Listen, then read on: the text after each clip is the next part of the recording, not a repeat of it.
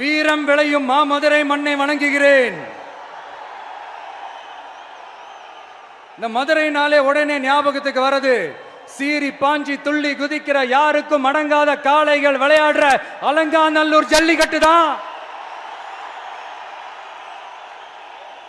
நம்ம வைகை ஆறு தான். அழகர் ஆத்துல இறங்குற வைபவம். மதுரை மீனாட்சி அம்மன். இந்த மண்ணோட உண்மையான குணம் உணர்வு பூர்வமான மண் இது. அது மட்டும் இல்ல, இந்த மண்ணில் வாழ்ற மக்களும் அப்படித்தான் உணர்வு பூர்வமான ஆளுங்க. நான் இந்த மண்ணில் கால் எடுத்து வச்ச உடனே ஒரே ஒருத்தரை பத்தி தான் மனசுக்குள்ள ஓடிக்கிட்டே இருந்தது. அவர் யாருன்னு உங்களுக்கும் தெரிஞ்சிருக்கும். சினிமானாலும் சரி, அரசியல்னாலும் சரி, நமக்கு ரொம்ப ரொம்ப பிடிச்சது புரட்சி தலைவர் எம்ஜிஆர் அவர்கள் தான். அவரோட பழகிறதுக்கு எனக்கு வாய்ப்பு கிடைக்கல.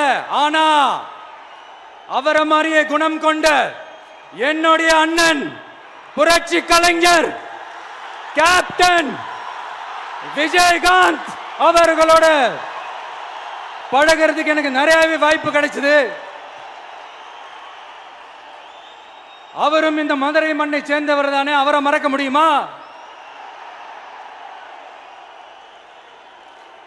தமிழ்நாட்டு மக்கள் உணர்வுபூர்வமா உண்மையா நம்ம பக்கத்திலே நிக்கிறவங்க.